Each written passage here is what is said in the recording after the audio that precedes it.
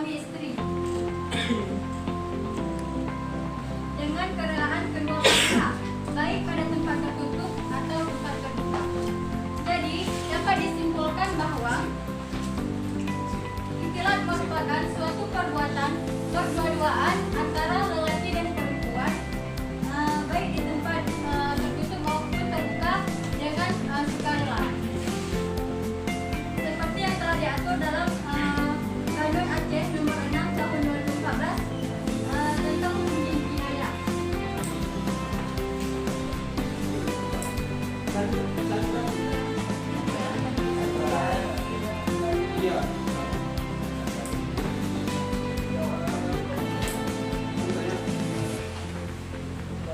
Terlibat dalam urusannya. Saudara, bagaimana?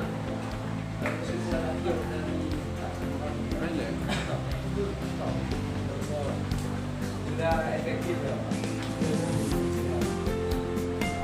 Kelompok ini ambil dulu hilang. Betul ya? Kesimpulannya efektif. Sabda tadi ya, belum efektif.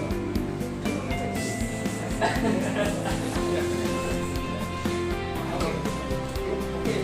Ini dia Ryan.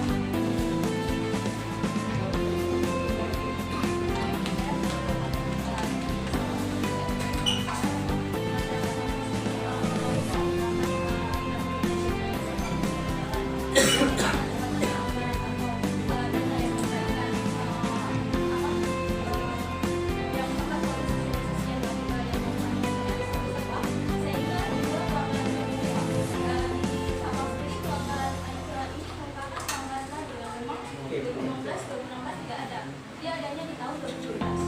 Jadi karena terhambatnya dana dan terbatasnya dana atau anggaran sehingga muncul suatu pelanggaran baru ini.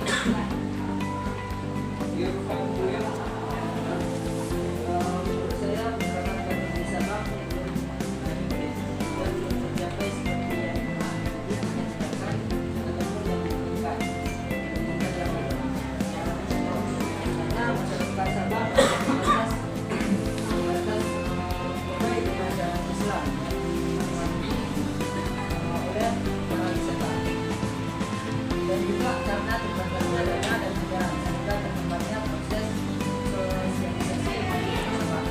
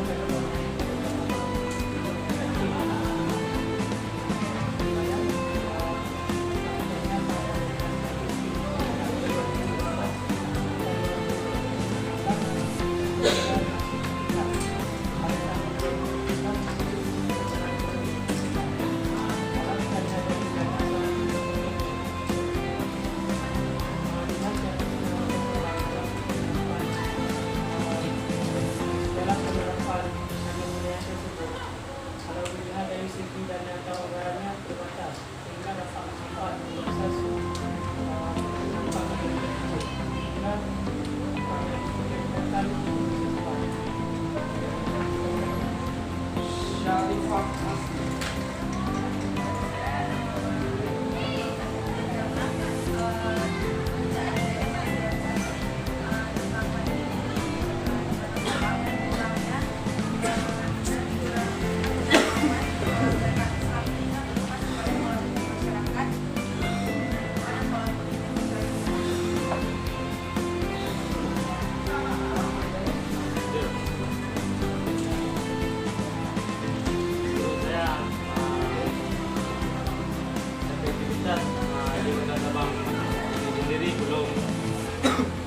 sesuai dengan kanun yang diinginkan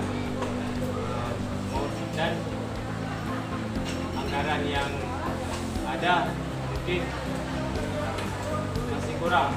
Berapa anggarannya? Ada budaya Pak, ya masih kurang, jadi pulang. Itu aja Pak. Apa lagi?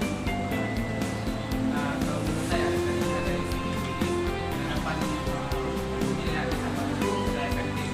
Bisa dilihat dari jalinan penerapan oleh para penegak hukum itu pada tahun 2015 atau 2019 mengalami perubahan yang berbeda.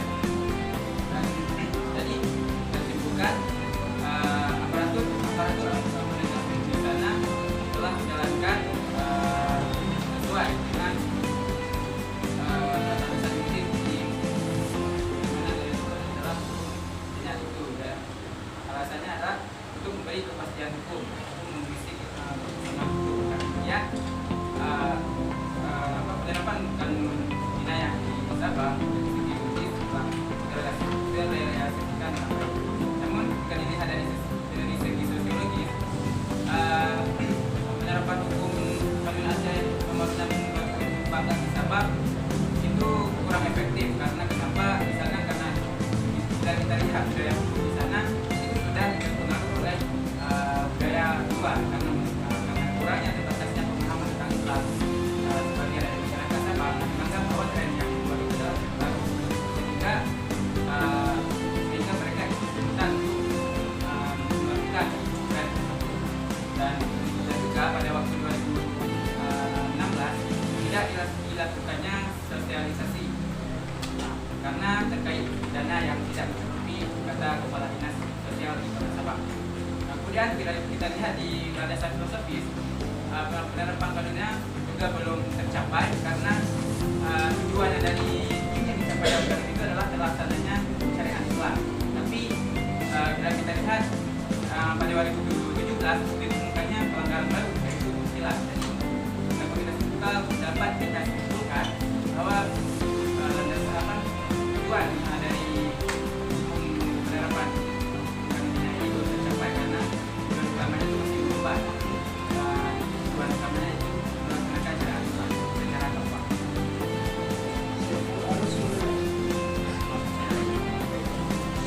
Efektivitas kanun nomor 6 tahun 2014 dalam menegakkan syariat Islam di Sabang dari segi juridis itu sudah efektif karena kita sedang berjalan seterusnya. Sedangkan secara sosiologis masih belum efektif dikarenakan ada beberapa penghambat. Yang pertama yaitu pengaruh luar. Dengan banyaknya wisatawan yang berkunjung ke Sabang mengakibatkan mencampurnya budaya asing dengan budaya yang telah melekat pada masyarakat Sabang. Budaya yang dibawa para turis itu beragam, ada yang bertentangan dengan syariat seperti cara berpakaian, cara berperilaku yang bertentangan dengan kebiasaan sehari-hari masyarakat Sabang. Dan yang kedua yaitu perbedaan pemahaman masyarakat terhadap pemberlakuan syariat Islam dan minimnya anggaran untuk mensosialisasikan tentang penerapan syariat Islam tersebut.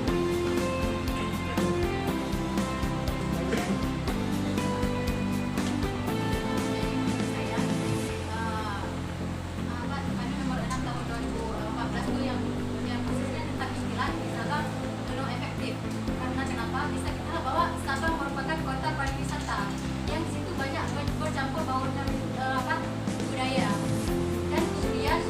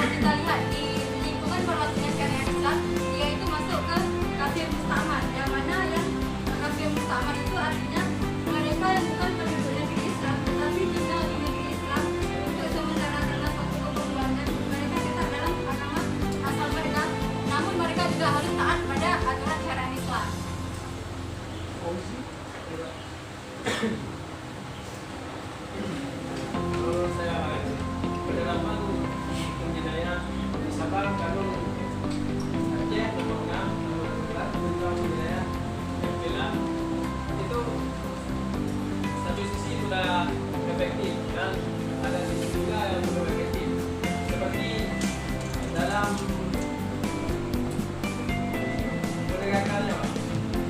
Di sini sesuai data statistiknya pada tahun 2015 di sini belum ada terdapat kasus tercela. Dan pada tahun 2016 dan 2017 di sini kasus tercela ada 15 kasus tercela, dan bisa disebutkan bahwa kasus tercela ini merupakan kasus baru yang terjadi di Kota Sabah sejauh.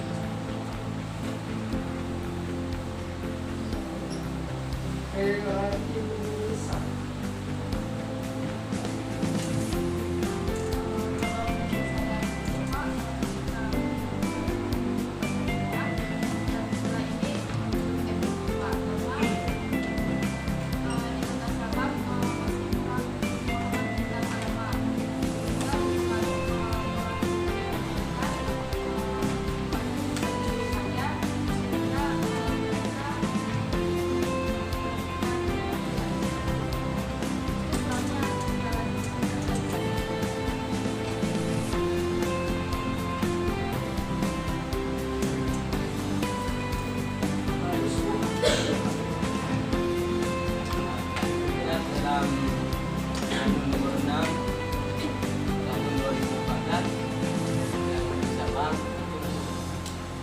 menurut 3 landasan. Yang pertama landasan yuridis. Landasan yuridis sudah terpenuhi, sudah cukup efektif karena dilihat dari penurunan kasus yang terjadi di Sabang itu mungkin sudah efektif. Dan dari segi sosiologis, penerapan kanun jinayah belum efektif karena budaya yang ada di Sabang itu sudah tercampur dengan budaya pendatang, budaya turis, sehingga masyarakat kita dalam meniru budaya mereka. Nah, dari segi filosofis, kanun jinayah ini juga belum efektif karena kurangnya sosialisasi yang dilakukan oleh Dinas Syariat Islam Sabah pada tahun 2017 dan pada 2016 dan juga karena adanya penambahan kasus gila yang pada 2015 belum dimasukkan dalam poin dalam kanun nomor.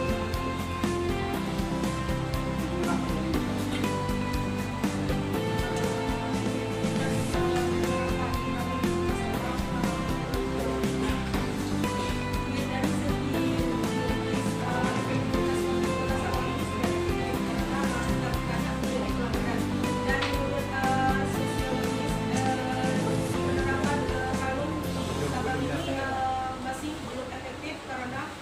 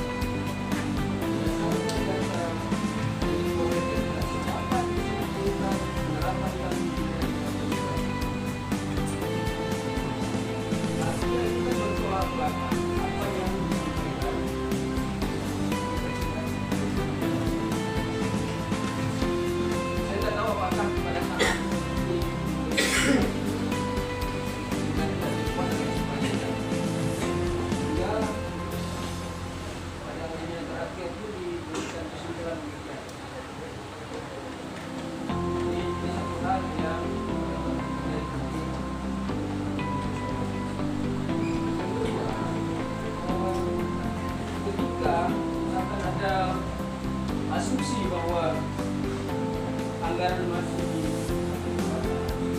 harus sampai perbandingan data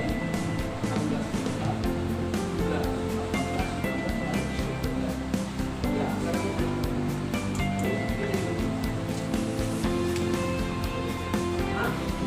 seorang mahasiswa itu sudah menyampaikan data. Gimana saudara bisa mengajukan bahwa negara kurang? Saya nggak tahu Pak, itu bahaya. Jadi kalau dikatakan berkurang, oh ini data 2016, oh ya kita 2017 misalkan naik ke kalau kemudian trennya adalah memang berkurang, wajar kalau kita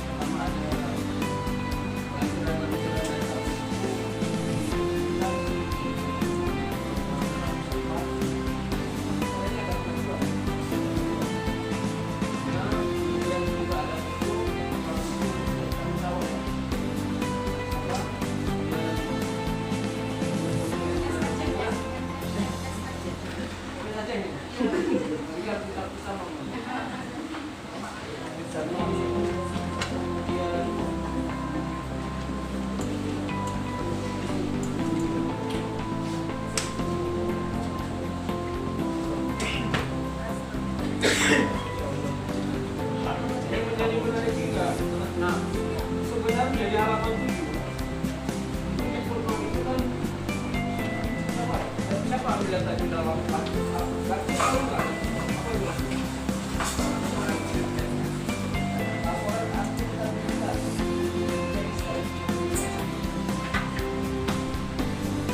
ya saya sekarang laporan saudara temukan di lagi ya di lagi dapat berapa program yang kegiatan dan sebagainya. Di laki itu jelas karena itu adalah bicara indikator kinerja kota Sabang. Kemudian indikator kinerja masing-masing pendidikan. Melakukan intervensi terkait dengan indikator kita baca berapa khususnya berapa. Kalau memang betul, kemudian ada solusi di internet untuk membaca dokumen ulang. Ini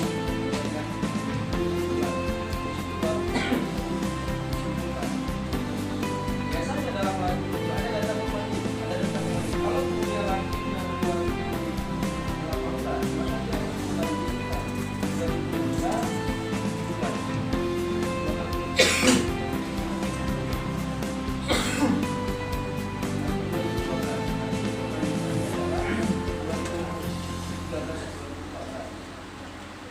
Kita lihat apakah itu memang di 2013 itu komposisi anggaran terkait dengan yang selama kurang dan kita lagi jawab khususnya itu kemudian disebutkan masukkan ke dalam data itu sehingga meyakinkan apa yang disampaikan bahwa tadinya anggarannya terbatas ya kalau memang ada datanya.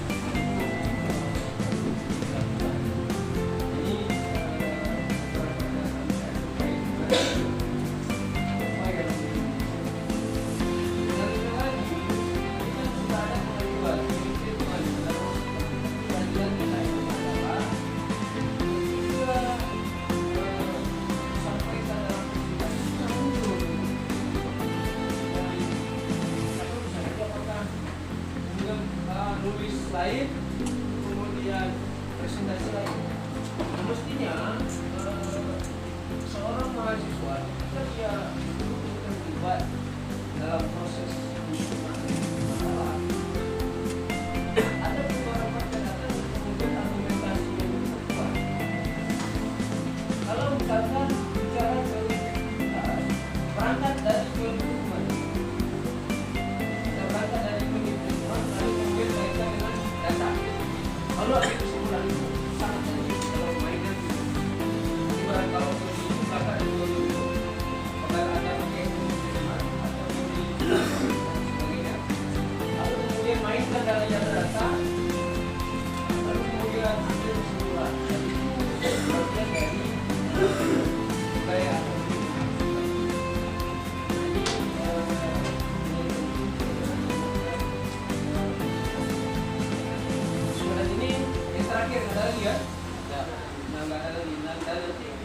depan itu lebih kepada secara teknik ini terkait dengan penulisan perpustakaan dan juga pikiran berbagai melihat apakah bagaimana penulisan skripsi di komunitas yang bahkan setelah nama itu memang ada beberapa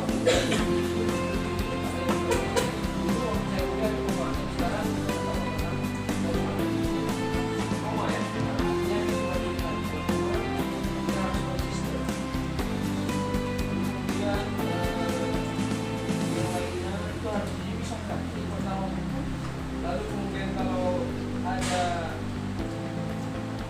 produk hukum maka dia produk hukum kemudian di bawah langsung ini harus dijelaskan. Pertama hal itu adalah regulasi dan data tahun 6 tahun 2014 kemudian ada beberapa artikel yang saudara ambil di referensi dan juga pada penulis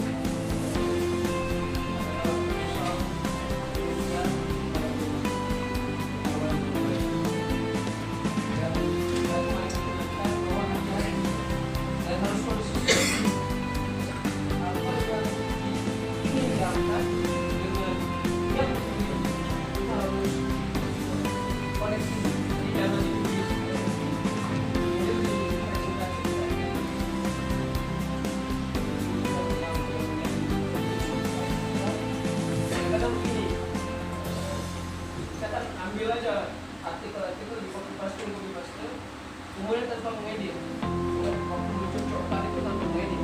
Lalu ketika masuk data, berbeda datanya. Nah ini berbahaya. Makanya saya selalu bilang kalau kemudian jadi konsumen maka saya bilang jadi konsumen sudah tidak ketahuan lah. Karena tidak ada orang yang paling sempurna.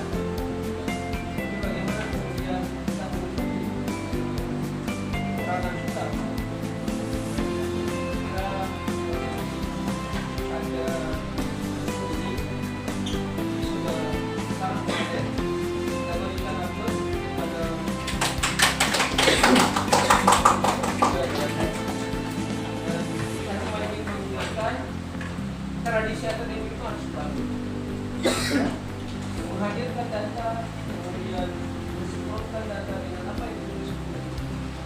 Jadi kalau datanya adalah cenderungan untuk naik, ya jadi bagian dalam proses jalan. Jangan kemudian nanti ada bilang tidak ada.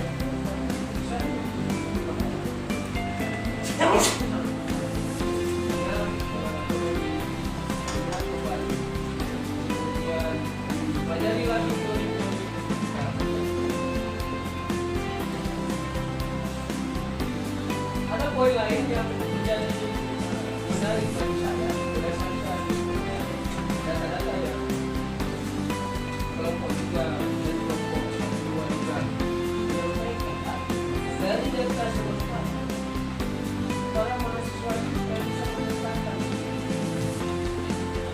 kira-kira dia mau ambil lokus yang mana berkaitan tentang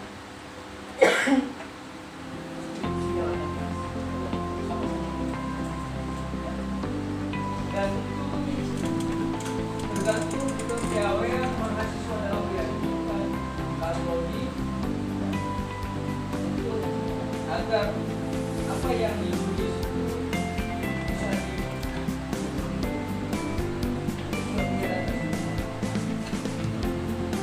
kalau kemudian katakan data ini sudah ada, bisa saja dibilang balik kajian kitab maka kan sudah data statistik sudah punya di bawah itu. Ada dalam perspektif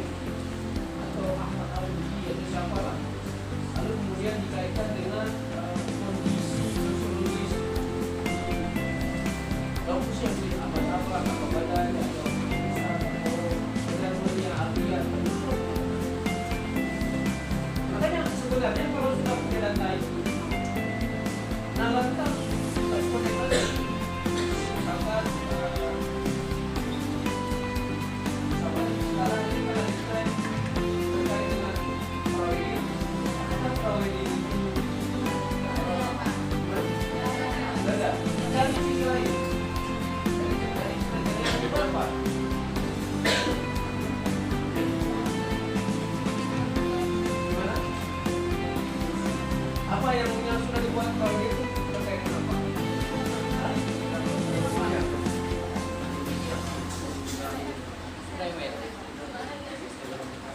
Nah, cari pendapat lain, misalkan bagaimana pendapat ilmiah terkait dengan PKWD. Ya dibalik, tadi bahannya sudah ada, jadi kita melihat pada pikiran ulama tadi. Atau cari misalkan tokoh ulama daerah yang menjadi ekornya di Aceh. Atau bagaimana Pak Perahu ini menurut Abu Budi Mesra. Itu menjadi menarik, jadi sehingga itu menjadi kesimpulan. Jadi bicara data, bagusnya di mana?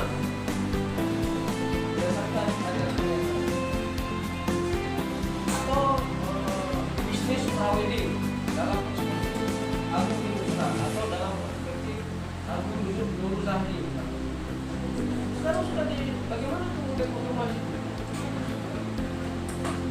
Ini hal-hal itu yang kemudian saya kira menjadi jadi kita mencoba mengemas dan kemudian sesungguhnya itu biasa tapi kita kemas dengan model yang luar biasa.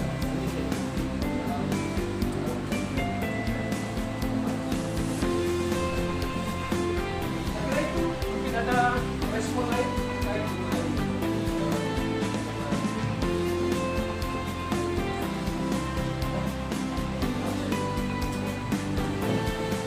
ada yang mau dikatakan?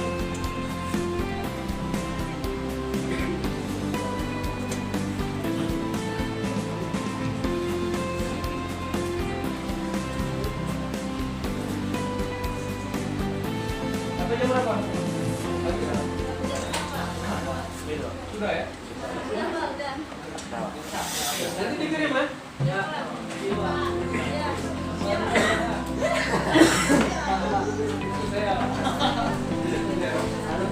Hai guys, ada aku lagi batu nih.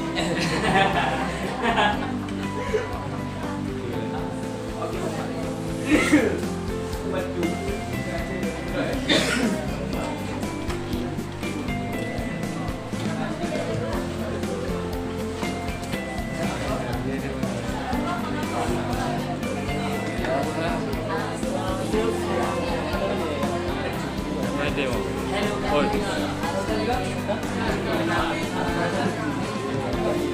Guys, kembali lagi bersama kami di ada lagi yang update sama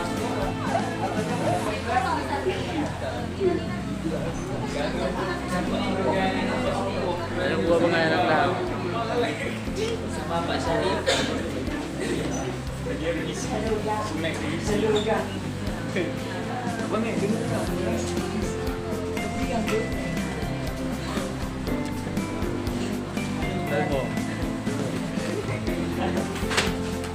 Anak kita melakukan anak itu. Kamu nak mau dia? Hai guys. Aduh, kalau sama mamanya